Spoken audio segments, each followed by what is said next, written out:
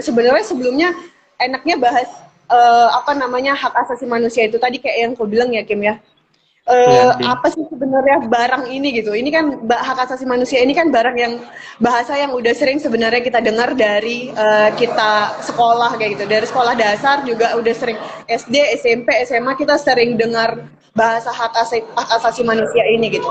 Nah, mungkin dulu yang ku ingat waktu ada di sekolah, masih sekolah dulu, kalau bicara soal hak asasi manusia itu pasti selalu bicara soal hak dan kewajiban kita sebagai warga negara gitu. Iya, Tetapi iya. tidak menegaskan bagaimana sebenarnya hak asasi manusia itu adalah hak yang melekat terhadap kita manusia, hak kodrati yang melekat pada kita di manusia, yang dimana negara punya tanggung jawab untuk menghormati, lalu melindungi, menghormati dan memenuhi hak asasi manusia itu gitu.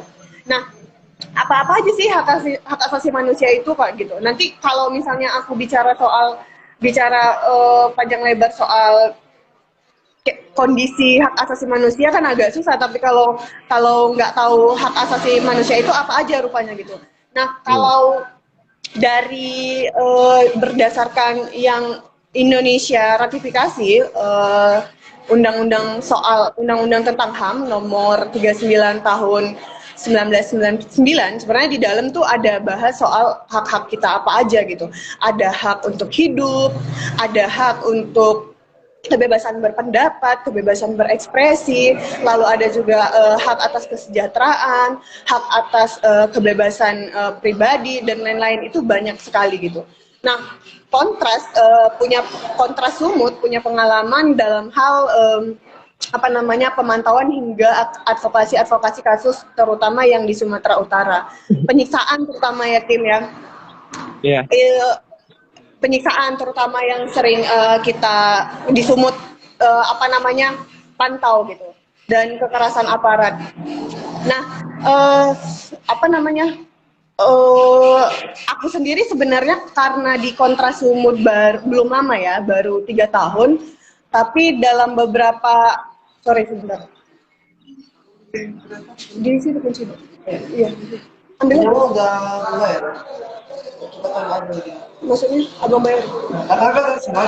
Ya udah, ya udah. Nanti kok lu punya tahu. Iya, iya. Di situ. Udah Abang ambil kan kuncinya? Kan toko di situ. Iya. Sorry Kim, iklan. Oh iya, Din, iya, Din.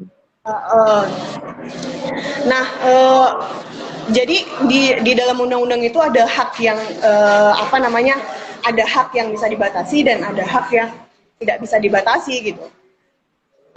Apa-apa aja nanti kita bisa bicara detail berikutnya lah ya. Tapi setidaknya kita awali dengan membuka bahwa hak asasi manusia itu adalah hak yang melekat pada setiap manusia, dan nggak ada satu orang pun termasuk negara yang kita mandatkan untuk melindungi dan memenuhi hak asasi manusia kita untuk mencabut hak asasi manusia kita gitu. Nah, aku masuk ke pertanyaan Kim soal kayak gimana sih pengalamanku sendiri dalam hal kerja-kerja di Kontras gitu. Misalnya dalam konteks pemantauan, kajian, lalu advokasi dan kampanye isu penyiksaan misalnya, ini Kontras Sumut sendiri, dan kukira dialami sama banyak organisasi masyarakat sipil yang punya fokus isu itu dalam hal kampanye kayak gitu. Misalnya pertama dalam hal kampanye, penyiksaan ini kan biasanya dilakukan oleh aparat kepada yang dominannya terjadi ya, Kim. Dominannya terjadi di Sumut itu kan terjadi ke pelaku-pelaku tindak kriminal gitu. Nah, jadi ada legitimasi kepada masyarakat bahwa perilaku penyiksaan yang dilakukan oleh aparat itu sebenarnya wajar gitu. Karena yang disiksa itu adalah pelaku-pelaku tindak kriminal gitu. Misalnya begal, lalu ada lagi pengguna narkoba, pencurian gitu. Jadi biasanya yang mendapatkan perilaku-perilaku penyiksaan itu adalah orang-orang yang berhubungan dengan kriminal. Nah, itu kan dalam proses kampanyenya misalnya. Jadi akhirnya nggak semua orang-orang itu mendukung, padahal itu jadi hak bebas dari penyiksaan itu masuk hak yang tidak bisa dibatasi, Kim. Itu sama sekali dalam kondisi apapun, mau dalam kondisi perang, mau dalam kondisi kau adalah pelaku tindak kriminal, kita punya hak untuk bebas tidak disiksa gitu. Nah, tapi karena dalam framingnya negara secara tidak langsung si korban penyiksaan adalah pelaku tindak kriminal, akhirnya itu terlegitimasi oleh masyarakat. Itu kalau misalnya dalam konteks penyiksaan. Sama sebenarnya dalam konteks-konteks pelanggaran hak yang lain, misalnya kebebasan sipil, kekerasan terhadap jurnalis misalnya seperti itu. Lalu konflik agraria misalnya gitu. Nah, framing yang dibangun oleh negara adalah mereka bukannya melindungi, tapi mereka membangun framing kayak misalnya untuk korban-korban konflik agraria gitu. Yang dibangun framingnya, yang sengaja terbangun framingnya adalah kawan-kawan yang berada dalam kawasan konflik agraria, mereka adalah penggarap misalnya. Mereka tidak menduduki lahan yang milik mereka misalnya kayak gitu. Yang berkonflik dengan PT dan segala macam, PT punya hak atas HBU misalnya. Sedangkan di masyarakat yang sengaja terbangun adalah akhirnya korban-korban itulah yang bersalah gitu. Itu pengalaman yang sebenarnya dialami menurutku bukan cuma aku sendiri tapi oleh teman-teman organisasi masyarakat sipil yang lain. Kalau untuk pengalaman yang sampai kekerasan kayak gitu sejauh ini aku belum ngalamin gitu. Ya jangan sampai lah ya. Tapi ngelihat kayak gimana wataknya negara saat ini, kalau misalnya kawan-kawan lihat kawan-kawan baca soal kasus Haris dan Fathia misalnya kayak gitu, upaya-upaya itu mungkin nggak lagi lewat kekerasan.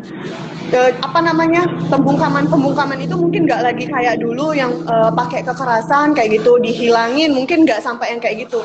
Kalau yang dia kasus-kasus kekerasan kayak gitu biasanya tataran grassroots, warga-warga atau masyarakat yang langsung berhadapan dengan konflik. Tapi kalau untuk dalam tataran kita misalnya sebagai pegiat HAM, pejuang hak asasi manusia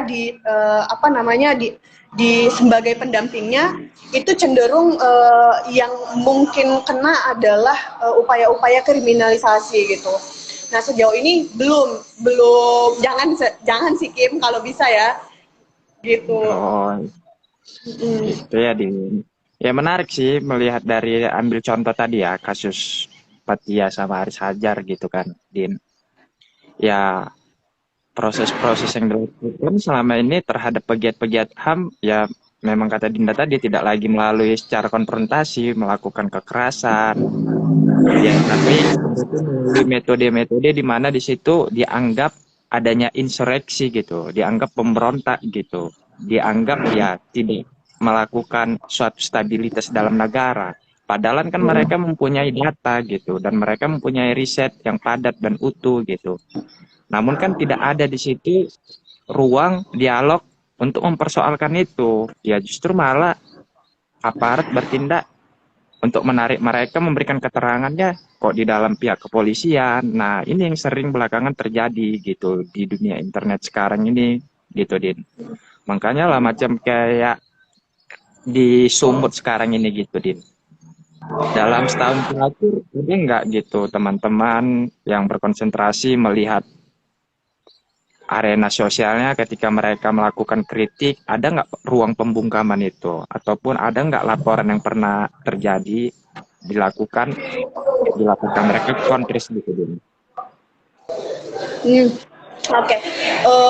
Berarti kita fokus ke soal kebebasan sipil sebenarnya nih ya. Sebenarnya Sumut itu punya tipologi kasus, setiap daerah kan beda ya. Nah, Sumut ini menarik gitu. Jadi di di penghargaan daerah peduli HAM yang terakhir 2020 kalau nggak salah, aku lupa spesifiknya itu tahun berapa. Sumut itu setidaknya dapat 15 atau 17 kabupaten kota dengan yang memperoleh penghargaan daerah peduli HAM gitu. Nah, ini indikatornya kan memang indikatornya nggak jelas karena mengukurnya kan bakalan pakai ada namanya rencana nasional Ranham, rencana hak asasi manusia nasional. Aku lupa kepanjangannya, pokoknya itulah yang dijadikan satu landasan untuk mengukur apakah daerah itu memang peduli HAM atau enggak gitu. Tapi situasi di lapangan sebenarnya kalau berdasarkan data yang Kontrasumut kumpulkan gitu ya. Kalau Kontrasumut kan pemantauannya melalui media sosial, Kim, melalui media, majalah, cetak dan lain-lain. Nah, kalau berdasarkan pemantauan kita, justru ini sangat beda dengan penghargaan yang didapatkan oleh 16 kabupaten kota di Sumatera Utara kayak gitu.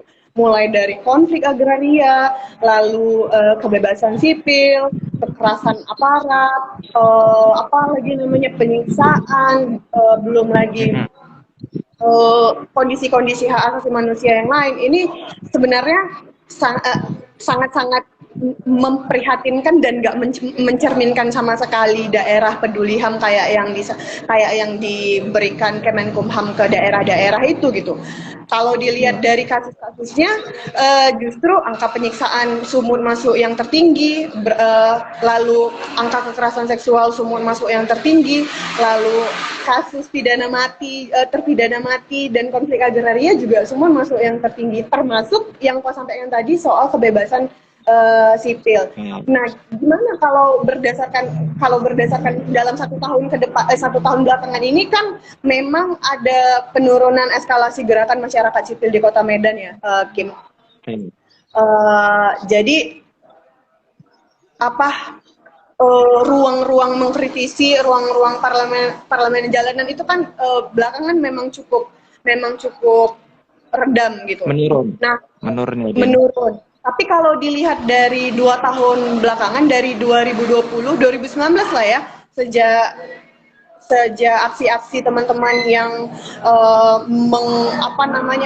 mengaspirasikan soal undang-undang yang nggak pro rakyat misalnya kayak gitu, lalu masuk ke Omnibus Law, sebenarnya bisa kelihatan kayak gimana negara menutup ruang-ruang kebebasan berekspresi itu lewat jalur apa aja kayak gitu. Baik itu lewat kekerasan. Mungkin kalau kawan-kawan lihat kayak gimana teman-teman pelajar mahasiswa yang 2 tahun lalu itu ditangkapi dengan narasi mengamankan oleh kepolisian karena melakukan aksi demonstrasi misalnya. Lalu ada teman-teman yang sama di 2020 waktu aksi-aksi Omnibus Law itu akhirnya dikriminalisasi dengan pasal pengrusakan kayak gitu, padahal itu adalah bentuk kemarahan bersama karena negara sama sekali nggak dengar aspirasinya masyarakat misalnya kayak gitu. Nah, kalau dilihat dari rentetan itu sebenarnya kondisi kebebasan sipil di Sumatera Utara dan kukira di Indonesia juga selalu jadi pembahasan teman-teman OMS di Indonesia memang dalam kondisi yang tidak baik-baik saja begitu. Kita lihat aja misalnya kasus kalau yang di Sumut ya, kita baik case misalnya yang di Sumut teman-teman pernah dengar ada penembakan jurnalis yang meninggal dunia di Siantar misalnya kayak gitu. Nah, terlepas dari apa yang diberitakan kan Kim, dan pro dan kontra waktu itu, kebebasan untuk berpendapat itu adalah kebebasan yang bisa memang dibatasi, tapi pembatasannya itu sangat-sangat diatur dengan ketat Kim gitu. Kayak yang aku bilang tadi kan hak asasi manusia ini ada 2, ada yang sama sekali tidak bisa dibatasi dan ada yang bisa dibatasi gitu. Nah, kebebasan berpendapat ini sebenarnya bisa dibatasi. Kayak kalau kawan-kawan tahu undang-undang soal kebebasan berpendapat di muka umum misalnya, itu kan dibatasin. Kita harus kasih dulu surat pemberitahuan, lalu harus sampai jam 6 dan lain-lain gitu kan. Nah, pembatasan itu memang ada, tapi tidak lewat kekerasan seperti yang dilakukan oleh seperti yang terjadi oleh salah satu wartawan di Siantar begitu, ataupun aksi-aksi demonstrasi yang pembatasannya itu juga tidak sesuai dengan prinsip-prinsip hak asasi manusia, yang ditembak langsung, yang ditangkapi langsung seperti itu. Nah, apa namanya ya? Angkanya di Sumut juga cukup tinggi, Kim. Dan kriminalisasi itu tadi kayak yang ku bilang, kebebasan sipilnya nggak hanya melalui kekerasan di waktu-waktu demonstrasi misalnya kayak gitu, tetapi juga jurnalis-jurnalis ini biasanya kenanya ya lewat undang-undang ITE kayak gitu.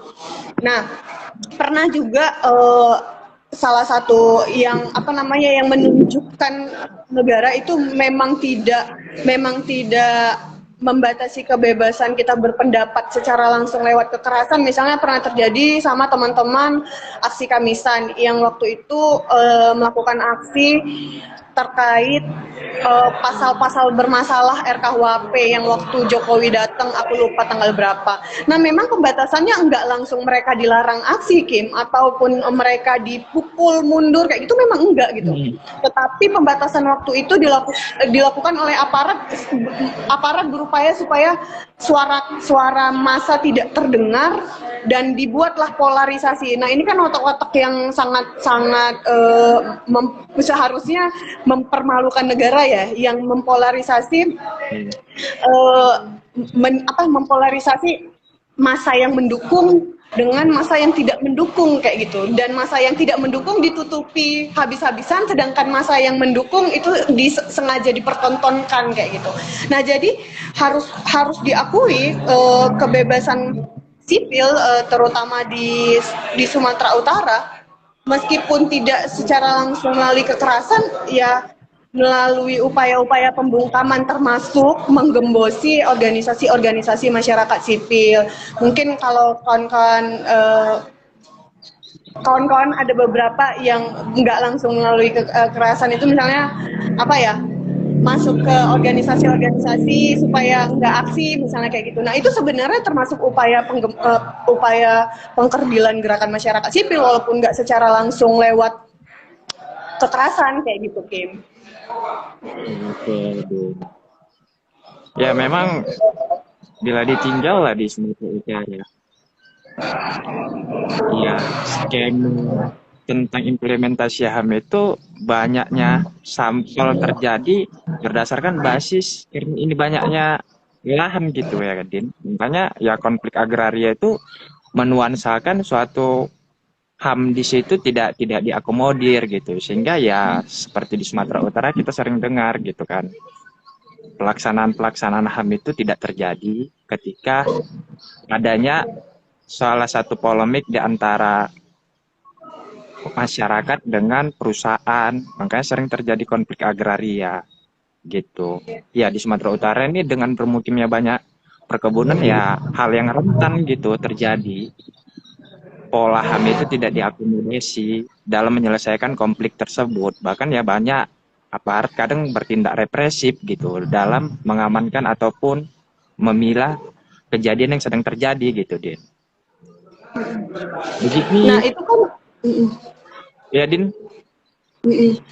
Nah, fenomena itu kan sebenarnya benar betul kali yang kau bilang itu, Kim. Akhirnya kepolisian yang mandatnya sebagai negara harusnya melindungi warga negara justru menjadi alat yang digunakan untuk melakukan penindasan terhadap warga kayak gitu, terhadap masyarakat. Dan dijadikan alat untuk mengamankan perusahaan-perusahaan itu toh kayak gitu, dan dijadikan sebagai alat yang mengamankan otoritas-otoritas kekuasaan itu gitu. Kita bisa lihat misalnya kalau kita back case aja nih, kita bisa lihat kasus yang kemarin kita diskusikan, Kim, di Labuhan Batu soal yang ditembak, warga yang ditembak karena dituduh mencuri sawit kayak gitu. Nah, itu sebenarnya itu kan sebenarnya pelanggaran HAM yang bukan hanya mengambil bukan hanya hak atas hidup yang tercerabut, tapi hak untuk bebas, untuk tidak disiksa kayak gitu.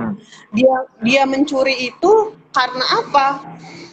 Kalau mencuri ya cuman 1 atau 2 bonggol, itu kan karena sangat mungkin itu karena kemiskinan kok kayak gitu. Berarti negara juga hadir sebagai pelaku pelanggaran HAM yang apa namanya tidak memenuhi hak atas kesejahteraannya warga gitu. Jadi Ya, akhirnya dia jadi satu tuh pelanggaran apa namanya hak-haknya itu ketika satu hak kita diambil, justru hak-hak yang lain juga pasti akan tercerabut kayak gitu Kim. Jadi bukan cuman hak dia untuk hidup kayak gitu kan.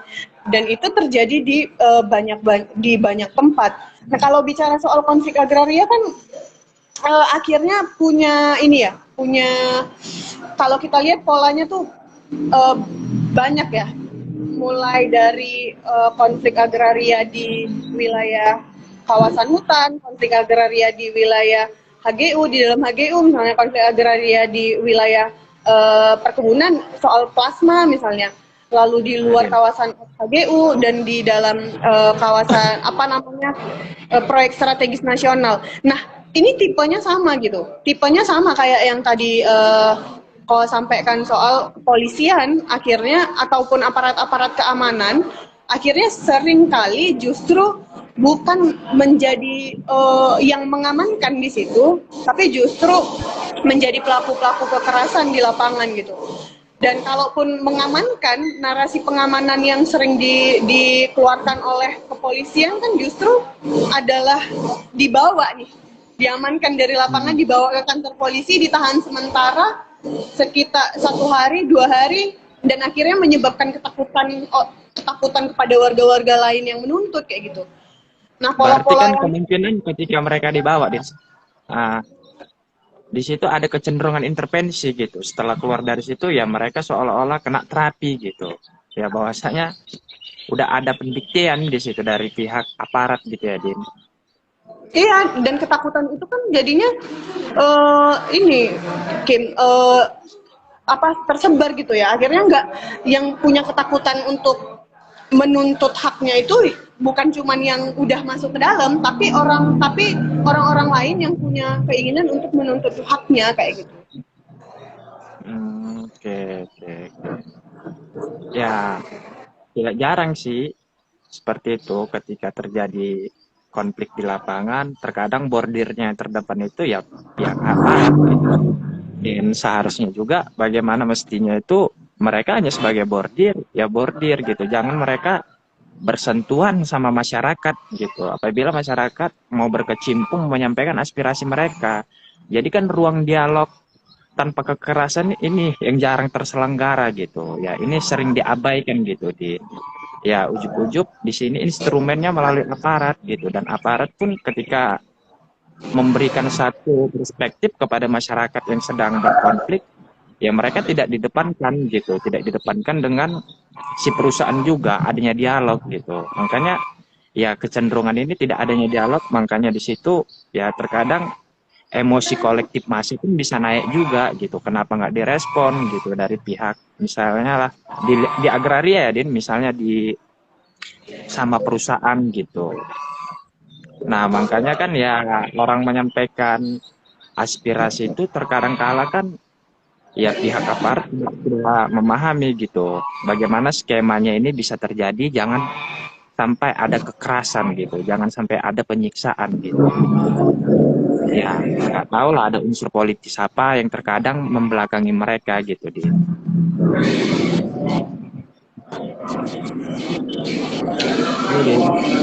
Gimana Din? Iya, Halo? iya. Kedengaran Kim, suaraku Kim. Dengar. Suaraku dengar di situ Din.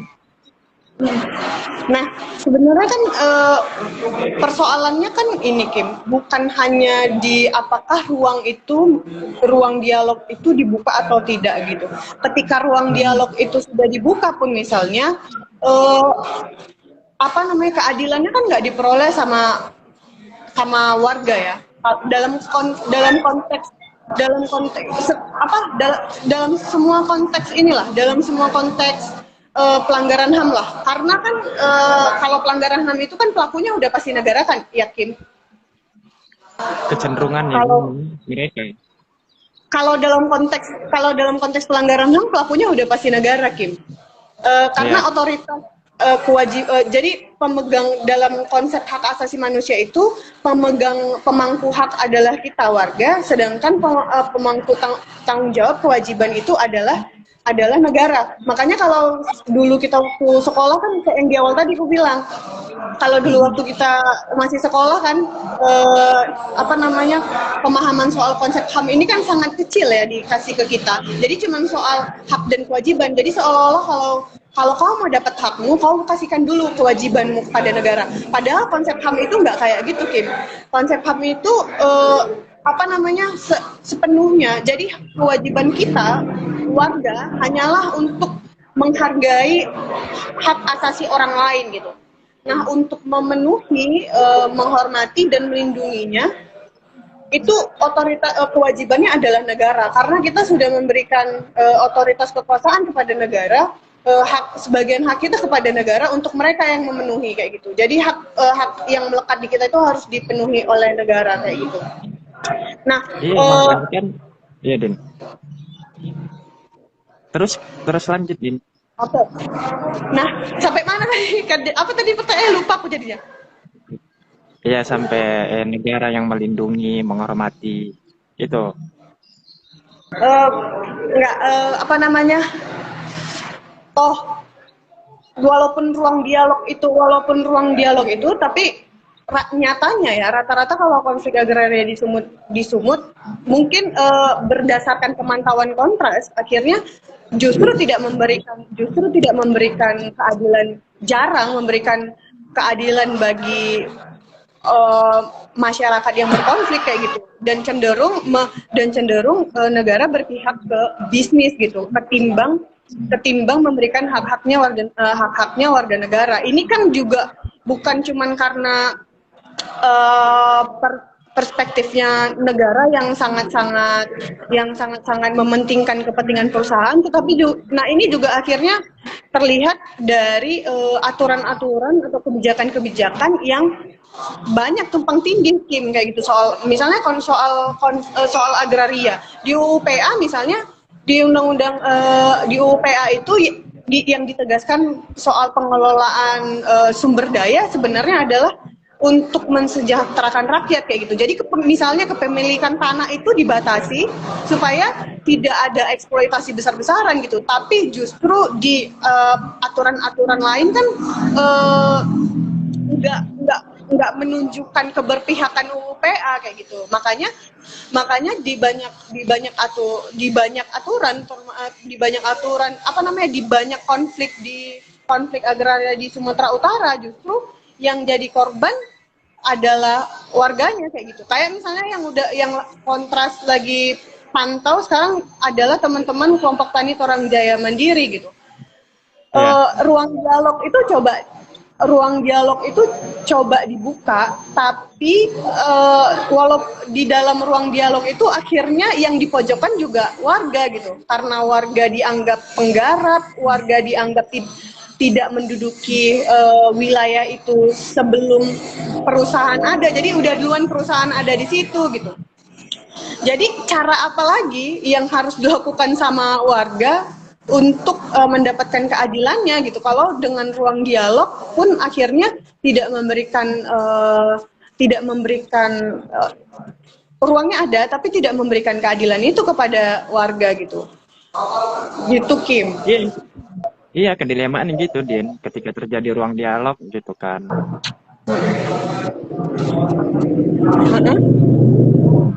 Namun dialog itu tidak diberkati dalam maksud untuk menemukan hasil yang real dan komprehensif gitu antara masyarakat dan si perusahaan. Justru kan ya balancingnya itu lebih diarahkan ke perusahaan gitu ya. Padahal secara mungkin historis gitu ya. Ya mereka bisa ngeklaim juga. Ini kan soal klaim dan argumentasi mereka gitu. Ya terkadang kan kita nggak tahu mereka mempunyai basis informasi ataupun instrumen alat apa di belakang itu sebelum masuk ke forum gitu. Jadi yang terpojokkan jatuhnya masyarakat gitu. Ya ketika terjadi perselisihan antara masyarakat gitu kan sama perusahaan, itu sering dengar gitu.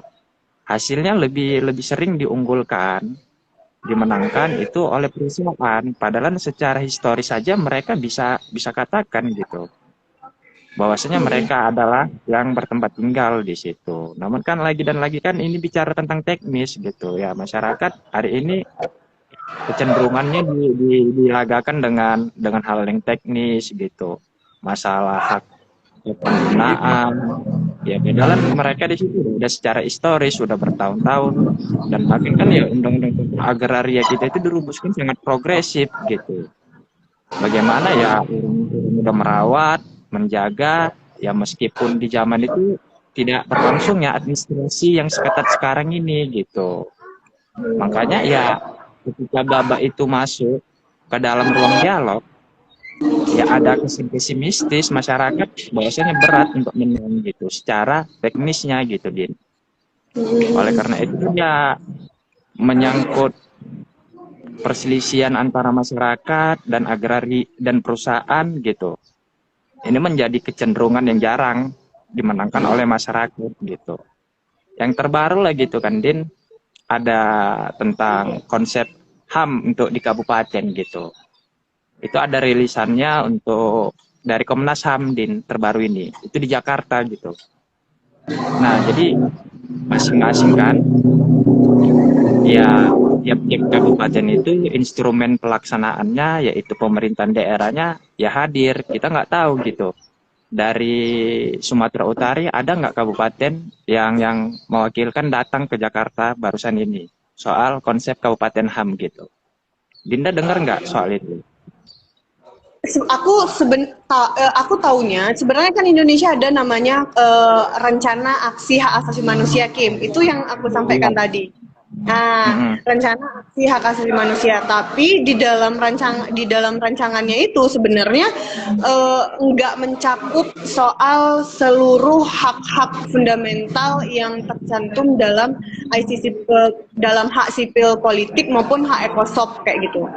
Nah, yang ada di dalam tuh paling cuman beberapa kayak misalnya hak disabilitas, hak masyarakat adat, lalu ada beberapa lagi poin-poinnya soal apa ya, aku lupa. Pokoknya itu ada beberapa poin di Ranham itu. Nah, itu sampai sekarang kalau terakhir penelitianku di Kota Medan kayak gitu. Nah, itu pelaksana khususnya di Kota Medan itu sampai sekarang pelaksana khususnya nggak ada gitu loh. Makanya sebenarnya cukup jadi pertanyaan kok bisa 16 atau 15 kabupaten kota di Sumatera Utara itu dapat penghargaan Kabupaten Peduli HAM itu gitu, dengan kondisi atau situasi hak asasi manusia yang bisa, kalau berdasarkan pemantauan kontras pakai hitungannya yang 4 isu tadi, suram kayak gitu kondisi hak asasi manusia di Sumut kayak gitu loh. Nah, akhirnya kan Kim, upaya-upaya pemerintah untuk buat misalnya punya undang-undang soal HAM, lalu buat rencana aksi hak asasi manusia, memberikan penghargaan kepada kota atau kabupaten lewat Kabupaten Peduli HAM misalnya. Ini kan cuman cuman untuk meningkatkan citra Indonesia di mata internasional aja kayak gitu. Tapi dalam praktek-prakteknya itu justru nggak dirasain sama masyarakat kayak gitu. Pemenuhan hak asasi manusia itu justru sebenarnya nggak dirasain sama masyarakat. Jadi itu cuman supaya kalau dalam Undang-Undang 39 itu ada beberapa tujuan konvensi hak asasi manusia itu diratifikasi. Nah, yang terpenuhi itu ya cuman untuk menunjukkan citra baik di mata internasional gitu loh. Tapi dalam prakteknya itu ya menurutku pribadi tidak gitu. Kalau ditanya itu kenapa, kalau ditanya itu terlihatnya juga dari apa misalnya kayak gitu, itu ya terlihatnya dari praktik-praktik impunitas ya kayak gitu.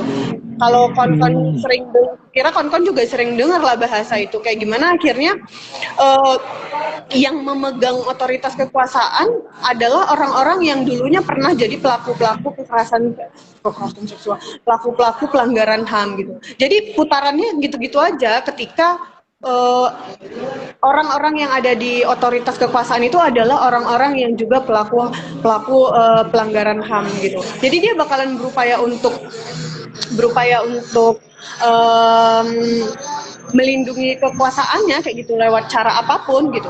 Melindungi kekuasaannya, melindungi sumber daya yang dimilikinya kayak yang kita tahu apa namanya? Kalau kon-kon lihat film dokumenternya Watchdog misalnya kayak gitu, dia Watchdog. bicara soal Watchdog misalnya dia bicara soal bagaimana 1% di Indonesia ini menguasai sumber daya alamnya Indonesia dan Paham. itu dipertahankan oleh otoritas kekuasaan begitu misalnya. Nah, jadi jenjangnya bakalan gitu-gitu terus kayak gitu. Hmm. Berarti di sini kan beranjaknya itu terjadi kan dinamikanya nggak terjadi ada pemilihan pemimpin gitu Din. Sehingga ini terjadi tumpukan-tumpukan sehingga tidak ada ketika pemimpin ini terpilih konsentrasinya untuk meningkatkan HAM dalam bentuk pendidikan, dalam bentuk kesehatan, dalam bentuk apapun lah gitu kan yang menyangkut tentang HAM ini. Itu nggak dilangsungkan gitu ketika dipilih ya bagaimana di situ ada penyesuaian bahwasanya ya pembangunan dilakukan boleh meskipun di situ ada penggeseran kemanusiaan. Nah, di sini kecenderungannya terkadang gitu, Din. Iya. Nah, kukira Kim itu berkaitan juga yang kau sampaikan itu juga berkaitan sama apa namanya perspektif negara soal pembangunan gitu. Iya. Kalau aku kan dari administrasi publik, di administrasi publik itu ada yang namanya new public management. Jadi kayak gimana proses pembangunan itu bukan hanya lagi menumpukan kewajiban pembangunan itu ke negara saja, tetapi juga ke otoritas-otoritas yang lain, terutama swasta begitu. Nah, problemnya adalah bukannya memanfaatkan sumber-sumber swasta untuk mengelola sumber daya alam dan akhirnya memberikan kesejahteraan kepada masyarakat, tapi justru menggunakan otoritas-otoritas kekuasaan itu untuk melanggengkan berbagai investasi-investasi masuk dan justru menggerus masyarakat lokal kayak gitu. Masyarakat karena aku agak apa namanya ya Kim, aku agak kalau di administrasi publik mungkin itu masuk paradigmanya untuk memasukkan unsur swasta terutama bisnis dalam proses pembangunan. Tapi hingga kini aku sendiri punya kritik terhadap hal tersebut karena ketika masuk ke dalam ranah bisnis juga dalam tataran untuk pembangunan misalnya itu akan sangat-sangat sulit ketika mengedepankan kesejahteraan rakyat kayak gitu karena di baliknya kan ada bisnis gitu. Ya kalau bisnis itu apa yang mau dicapai? Keuntungan kayak gitu, keuntungan sebesar-besarnya. Jadi apapun akan dilakukan untuk memperoleh keuntungan sebesar-besarnya dengan dengan biaya sekecil mungkin kayak gitu. Nah, itu kan akhirnya paradigma yang menurutku sesat ya kayak gitu. Harusnya negara memanfaatkan sumber daya yang ada seperti yang dimandatkan oleh undang-undang, sumber daya yang ada dimandatkan ke negara untuk dikelola dan tujuannya untuk kesejahteraan rakyat kayak gitu, bukan untuk kesejahteraan si pebisnis atau investor-investor itu kayak gitu. Oke, Din. Iya, memang sih itu satu paradigma tadi kan, ya paradigma ya utilitarian gitu kan. Bagaimana ya ini bisa diraih dan dilaksanakan untuk banyak orang gitu. Namun kan sebelum banyak orang itu dalam skema pembangunan gitu, administrasi publik tadi Dinda bilang kan, ya kan di situ ada masyarakat adat gitu misalnya, yang tidak mau berkompromi gitu dengan proposal dari perusahaan gitu. Mereka mau berdaulat dengan kreativitas, dengan adat mereka sendiri gitu. Terkadang kan untuk kepentingan banyak orang, ya kepentingan orang di sekitar itu malah disingkirkan. Ini kan terjadi ya kontradiksi gitu. Mereka mau mengakumulasi, namun kan toh dari akumulasi itu ada yang disingkirkan, ada korban gitu. Terkadang kala di sini kedelematisannya, dan itu dilangsungkan yang kita kesalkan ya instrumen negara malah digunakan untuk melanggengkan hal-hal yang seperti itu gitu. Makanya kan ya sifatnya di sini kan ada kontradiksi ketika kita mau pembangunan ya, namun kedaulatan masyarakat yang mempunyai budaya ya aturan di situ instrumen HAM-nya digunakan gitu agar supaya ini tidak ada sentuhan yang nggak sinkron gitu. Terkadang kala kan yang nggak sinkron ini ya kita pentingkan di situ pembangunan. Ya masyarakat apabila nggak mau dengan proposal yang kita ajukan, kita ganti rugi. Ini tuh salah satunya bersifat tentang yang material gitu. Tetapi kan secara etik mereka punya gitu, mempunyai satu pegangan teguh agar supaya ini punya leluhur kami, mau kami rawat gitu. Makanya kan ya modernitas hari ini ya bagaimana HAM itu dilangsungkan untuk menjaga satu sama lain itu. Oke, silakan perusahaan untuk mengakumulasi, namun dilihat gitu, apa konsekuensinya, apa yang akan terjadi di situ. Apabila ada kontrol sampai ada pembantaian, ya itu yang sangat disayangkan. Disitulah kadang-kala kita kesalkan gitu, Din. Aku membacanya seperti itu, apalagi di Sumatera Utara ya gitu ya, Din. Ya, terkadang eksekusi-eksekusinya pun ya sentuhan antara masyarakat dan aparat itu sering terjadi gitu, Din. Nah, makanya kan kalau kita lihat secara umum ya, Kim, kita nggak cuma ngelihat dari konteks konflik agraria misalnya, tapi potret HAM-nya di Sumut. Akhirnya kenapa yang aku bilang suram misalnya kayak gitu? Karena kalau kita lihat baik negara yang harusnya melindungi, memenuhi dan menghormati hak asasi manusia lewat pendidikan misalnya, bahkan lewat otoritas keamanan misalnya, dan juga lewat kebijakannya, justru lewat instrumen-instrumen yang kusebutkan tadi, hak asasi yang harusnya itu nggak bisa dibatasin, itu dibatasi sama negara misalnya, kayak misalnya kebebasan, hak atas hidup misalnya. Hak atas hidup itu kan nggak bisa dibatasin. Itu Ya, itu kalau nilai nggak bisa ontologis, dibatasin, nilai iya ontologis kalau yang diberikan alam gitu ya, Din, ataupun Tuhan gitu. berpikir misalnya itu kan hak yang tidak bisa dibatasi. Hak untuk memiliki kepercayaan misalnya itu kan hak yang tidak dibatasi. Nah, kalau dalam konsep non-derogable right kayak gitulah. Nah, ini kan konsep-konsep yang harusnya tidak batas. Nah, negara justru membatasi gitu. Hak-hak yang tidak dibatasi. Misalnya dalam konteks hak untuk hidup, membatasinya lewat apa? Hukuman mati misalnya kayak gitu. Hingga saat ini masih diterapin sama negara. Nah, sedangkan hak-hak yang bisa dibatasi, dan pembatasannya kayak yang aku bilang tadi itu sangat-sangat ketat.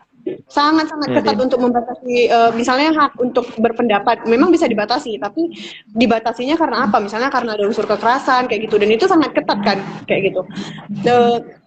Nah, itu justru dibatasi secara berlebihan oleh negara lewat aparat keamanan, lewat kebijakan-kebijakan, lewat aturan-aturan perundang-undangan dan lain-lain kayak gitu. Nah, akhirnya kayak aku bilang tadi, cuman mau menunjukkan citra yang baik aja kayak gitu. Termasuk juga negara yang harusnya menjadikan warga itu objek perlindungan untuk dilindungi, justru nggak dilindungi gitu. Yang harusnya melindungi, yaitu negara-negara itu justru melindungi negara itu sendiri gitu. Kalau misalnya kau juga ngelihat eh, di RKUHP kayak gitu kan, bakalan lihat Iya, kayak gimana aturan-aturan itu justru berupaya untuk melindungi kekuasaan lewat pidana untuk presiden wakil orang yang menghina presiden wakil presiden, polisi misalnya kayak gitu. Nah akhirnya kan kecenderungannya kayak gitu gitu. Hak asasi manusia ini bukannya membatasi kekuasaan negara yang besar ini, yang kekuasaan itu juga iya, kita yang kasih kayak gitu, kita yang kasih iya. kekuasaan itu ke negara, yang justru malah mereka yang membatasi kita secara berlebihan gitu. Iya, Dan memang yang tadi gue bilang kan, ya power dan korup gitu kan. Ya kekuasaan memang cenderung korup gitu. Power dan korup gitu ya. Kekuasaan memang cenderung korup gitu. Makanya kekuasaan harus dibatasi gitu. Nah, kadangkala kan di sini kan ada kedilematisan bagaimana nuansa-nuansa dalam RKUHP ini, ya kita hanya boleh seragam gitu. Mengatakan A, kalau kita mengatakan B itu nggak boleh gitu. Dan itu dimaksudkan di indikator kan udah termasuk menghina gitu. Nah, disinilah salah kaprahnya terkadang kita melihat kesan menghadirkan negara dalam merespon bagaimana mengedarluaskan soal HAM itu gitu, Din. Ini soal RKUHP ini kan ya menjadi potensi ya bakal demokrasi ini mau arah kemana sebetulnya yang diarahkan gitu. Ya demokrasi ini sebetulnya apa substansialnya kalau nggak bicara gitu. Dan sementara negara hari ini mau memfasilitasi bicara itu hanya boleh seragam gitu. Kalau kalau nggak di luar bela misalnya gitu, itu nggak boleh. Kita harus puji-puji aja gitu. Ya kita kan punya pengalaman gitu dengan praktek-praktek kebijakan publik gitu ya. Indonesia ini luas gitu kan. Dari undang-undang yang diberlakukan, ya itu sesuai nggak gitu dengan panorama wilayahnya masing-masing gitu. Kadang-kala kan mereka kan mau menyampaikan, ketika menyampaikan udah ada mendapatkan tuduhan, di mana itu tuduhannya ya ini menyepelekan, ini mendiskreditkan presiden ataupun pemimpinnya di daerah gitu. Inilah alat-alat instrumen bagaimana ya demokrasi itu nggak dilangsungkan gitu ya, padahal basisnya di situ udah ada HAM gitu demokrasi itu. Dan menurut Dinda gitu kan ya, potret HAM di Sumatera Utara ini mengenai tentang pengungsi-pengungsi. Pernah nggak ada pengungsi ataupun ya bermukimlah dari negara tetangga dia masuk dalam provinsi Sumatera Utara, terus apa gitu kesan yang diberikan dari pemerintahan sekitar lah atau pemprov lah gitu, Din? Pernah nggak gitu, Din? Masalah pengungsi gitu. Kalau Kalau kontra soal semut pengungsi, sendiri Din. Hmm. Kalau kontrak sendiri kan memang enggak ini ya Kim. Kim, sorry, ini IG-nya cuma sejam ya, dan aku baru tahu ternyata ada pembatasan ya dia. Atau bisa Iya, diperpanjang? Iya, sekarang satu jam. ini ya. Oh gitu ya. Dia langsung mati Iya, Din. otomatis ya? Enggak kayak dulu Iya, lagi kalau ya? 1 jam. Oke, aku iniin aja.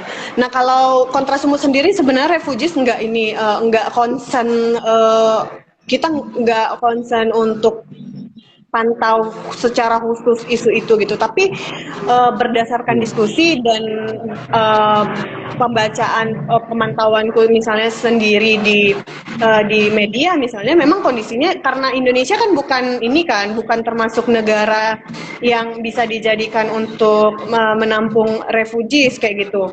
Ada negara sendiri, Mm-mm. kita cuman ini doang, kita cuman negara apa bahasanya kok aku lupa, kita cuma negara persinggahan kayak gitu. Jadi kita harus mengirimkan ke mereka untuk negara mereka berikutnya gitu. Nah, situasinya kalau misalnya dilihat beberapa waktu lalu kan jadi teman-teman refugees beberapa kali melakukan aksi kayak gitu terkait hak-hak Iya. mereka yang tidak dipenuhi oleh oleh PBB, termasuk Indonesia sebagai negara persinggahan kayak gitu. Misalnya hak atas rasa aman mereka, hak atas mereka walaupun dapat ada mungkin bahasa-bahasa selintingan yang bilang mereka kan dapat rumah di sini, mereka kan dapat makan gratis. Tapi mau mau mau kau sejahtera apapun, ketika kau tidak merasa aman ataupun kau tidak apa namanya, kau tidak merasa merdeka di negaramu karena kau nggak bisa ke hatimu karena kau ada di negara lain, itu kan sama saja kau tidak dalam kondisi bebas kan, kayak gitu. Nah, jadi nggak bisa dijadikan satu indikator bahwa kalau kau sudah disediain refugees, disediakan rumah di sini, artinya ya udah tunggu aja kayak gitu. Itu kan nggak bisa. Tapi ada hak atas rasa aman dia dan hak-hak dia yang lain yang akhirnya teman-teman refugees lebih apa namanya, minta untuk dipercepat apa namanya, penentuan negara tinggal mereka kayak gitu. Nah, gitu sih. Oke, Din. Ini udah mendekati 1 jam ya, Din ya? Iya, 2 menit lagi. Ya mungkin ya ini ngoceh-ngoceh soal HAM, di mana sudah mendekati 1 jam. Barangkali tadi kita bicarakan secara umum lah gitu, praktek dan implementasi HAM di Sumatera Utara dengan mengambil berbagai sampel gitu. Lanjutannya barangkali nanti ya kita akan membahas secara spesifik bersama Kontras terkait materinya gitu. Dan untuk Dinda, terima kasih gitu udah mau singgah, udah mau ngoceh-ngoceh gitu di ruang ekspresi. Iya, karena memang ini kan Kim, pembahasan soal asasi manusia kan kita selalu berbicara soal yang general kan, dan akhirnya orang kebanyakan dia nggak tahu spesifik hak asasi manusia seperti apa kayak gitu. Makanya memang penting akhirnya kayak teman-teman terutama di daerah ya, yang kasus-kasus pelanggaran HAM sebenarnya banyak kali, tetapi karena warga itu nggak tahu itu adalah bagian dari hak asasi mereka. Misalnya orang-orang dengan pelaku tindak kriminal, misalnya terduga pelaku tindak kriminal disiksa di tahanan misalnya, ataupun kayak teman-teman yang kemarin orang yang ditembak oleh polisi misalnya kayak gitu. Mereka karena menganggap memang si pelaku si korban ini atau keluarganya atau dia yang disiksa ini adalah tindak kriminal, akhirnya ngerasa memang itu adalah hal yang pantas gitu. Nah, jadi pemahaman soal hak asasi manusia ini penting untuk disebarluaskan supaya setidaknya kita punya kekuatan untuk memantau secara bersama otoritas kekuasaan yang saat ini sangat-sangat besar kayak gitu. Nah, ruang-ruangnya ya kukira harus diperbanyak di setiap daerah kayak gitu, Kim. Betul, Din. Karena ya masuknya era modernisme ini ya bisa kita ambil sisi positif atau negatifnya. Namun kan kita mau mengupayakan bagaimana ini positifnya kita upayakan gitu, ya. Adanya jaringan internet ini gitu, ya kita bisa berbagi gitu terkait pelaksanaan bagaimana HAM itu diperlakukan sampai ke akar-akar rumput yang ada di daerah gitu. Makanya soal diskriminasi tentang praktek yang dilakukan oleh aparat, bahkan adanya juga represif gitu. Ya, ini menjadi suatu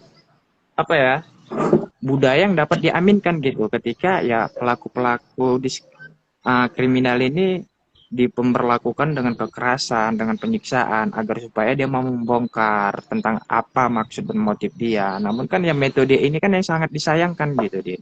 Dan kadangkala di daerah-daerah ini justru menjadi satu lokasi yang sudah menjadi tradisi, ya udah kita biarkan aja gitu. Namun juga dia bersalah. Namun kan ketika dia bersalah ya ada di situ proses hak yang harus dipenuhi gitu. Dia jangan sampai disiksa gitu. Dia jangan sampai apalagi sampai penghilangan nyawa gitu, Din. Oleh karena itu kan ya menjadi sumber sendiri. Ya bagaimana ini jangan sampai menjadi tradisi yang dapat diaminkan meskipun dia salah ya ada metodenya tanpa ada kekerasan gitu, tanpa ada penyiksaan sehingga ya dia bisa memberikan satu pandangan dengan sehat dan jasmani gitu tanpa ada intervensi gitu. Ini seringkali menjadi pengaminan belakangan ini gitu terhadap pelaku kriminal itu gitu, Din. Makanya perubahannya kan harusnya bukan cuma perubahan secara hukum kan, Kim, tapi Ya, perubahan secara hukum itu kan sebagai salah satu upaya negara harusnya untuk menghormati, melindungi dan memenuhi dan menegakkan hak asasi manusia. Nah, perubahannya juga memang harus lewat budaya kayak gitu, bahwa memanusiakan manusia adalah budayanya warga Indonesia, harusnya kayak gitu gitu. Jadi menghilangkan watak-watak kekerasan yang selama ini juga hidup di otoritas-otoritas kekuasaan, terutama kepolisian, itu juga harusnya muncul di bukan hanya di otoritas kekuasaan itu, tetapi juga kita di warga, bahwa semua apa namanya semua semua tindak kekerasan itu, semua apapun yang terjadi itu nggak harus diselesaikan lewat kekerasan kayak gitu. oh, oke. Mungkin ini udah masuk sesi terakhir, Din, gitu. Ya, barangkali Dinda menyampaikan saudara-saudaranya lah terkait pembekalan gitu dari hasil diskusi kita ini. Apa gitu, Din, terkait tentang HAM nantinya untuk di daerah ataupun untuk sama-sama ya kita kembangkan, kita rawat, dan itu menjadi suatu dapat menggunakan tradisi kita sebagai manusia betul-betul happy gitu. Barangkali Dinda boleh sampaikan lah untuk di sesi terakhir ini. Aduh, kalau untuk kayak gimana supaya kita semua sama-sama happy, kayaknya itu terlalu terlalu Ya tidak. maksudnya happy-nya ini, happy-nya enjoy lah gitu kan. Ya party lah gitu, party pikiran, tapi jangan sampai ada diskriminatif lah gitu. Gimana Kim? Sorry Kim. Halo. Gimana Iya, maksudnya? barangkali untuk dari hasil pembekalan, dari pembicaraan kita soal HAM ini, ya apa respon terakhir ataupun penyampaian dari Dinda di sesi terakhir ini? Oh, oke. Bagi kalau menurutku sebenarnya bicara soal hak asasi manusia itu sesederhana. Kalau sederhananya sesederhana kita menghargai apapun yang dipikirkan orang kayak gitu. Menghormati itu satu-satunya kewajiban kita adalah menghormati hak asasinya orang lain. Kayak gimana kita memahami hak asasi orang lain adalah lewat kita ya tahu apa-apa aja hak kita kayak gitu. Nah, ketika kita tahu apa-apa hak kita yang melekat di kita, hak-hak kodrati kita yang melekat di kita, kita harus menghargai hak orang lain. Sebatas itu, kita nggak perlu memikirkan apa kewajiban kita ke negara. Karena yang harus memikirkan itu adalah negara itu sendiri yang harus memikirkan bagaimana apa kewajiban mereka memberikan, memenuhi, menghormati hak-hak warga negara. Nah, salah satu upaya yang bisa dilakukan sejauh ini ya, upaya-upaya kecil kalau mungkin untuk menjadikan dunia atau Indonesia bahkan sekecil Sumatera Utara atau Medan ini menjadi damai dan semua manusianya bahagia, aku sendiri nggak punya otoritas dan kemampuan untuk itu. Enggak seutopis gitulah, Din. Enggak seutopis gitulah maksudnya. Iya. Tapi kukira narasi sejauh ini, walaupun narasi soal diskursus soal hak asasi manusia dan kekerasan itu sangat-sangat debatable, tapi sejauh ini aku pribadi dan kontras sangat-sangat menjunjung tinggi nilai-nilai hak asasi manusia, prinsip-prinsip hak asasi manusia, prinsip universal, prinsip kesetaraan, non diskriminasi, tidak dapat dibagi dan lain-lain. Kita sangat menjunjung tinggi prinsip-prinsip itu, dan itu yang menurutku harus disebar, harus setidaknya kita sebarkan secara bersama-sama kayak gitu, bukan cuman tugasnya kontras atau organisasi-organisasi masyarakat sipil yang lain. Itu tugas kita bersama untuk menyebarkan semangat hak asasi manusia itu gitu, lewat diskusi-diskusi kecil kayak gini, yang kalau kita mau memahami hak asasi manusia lebih mendalam ya memang harus lewat diskusi spesifik kayak gitu. Karena kalau misalnya kita cuma diskusi sepintas, akhirnya yang dapat ya kayak hak asasi manusia adalah hak dan kewajiban warga negara kayak gitu. Nah, dengan kondisi terutama juga ya dengan kondisi hak asasi manusia di Sumatera Utara yang akhirnya aku simpulin ya berdasarkan pemantauan kontras melalui media sosial. Hanya dengan melalui media sosial kita menyimpulkan memang kondisinya semakin suram setiap tahun kayak gitu, penyelesaian konflik-konflik kecil nggak ada, bahkan jarang, sangat jarang. Aku nggak berani bilang nggak ada, itu sangat jarang. Tapi penyelesaian pemenuhan hak-haknya justru nggak ada kayak gitu, dan kasus-kasus pelanggaran HAM makin bertambah gitu loh. Jadi ya potret hak asasi manusianya ya suram kayak gitu. Nah, tugas kita bersama lah untuk menyuarakan semangat hak asasi manusia sampai ke tataran akar rumput kayak gitu. Oke, Din. Oke, sebagai penutupnya gitu ya, Din. Teringat cerita dari saat Sultan Syahrir sama Muhammad Hatta gitu, Din. Mau diisolasikan ke suatu pulau gitu ya. Hatta kita tahu juga demen sama buku. Syahrir pun juga di Indonesia itu ketika mereka mau gitu ya, itu Hatta membawa buku-bukunya banyak gitu, Din. Sementara kapal itu kecil dan Syahrir mempunyai anak angkat di situ. Nah, Hatta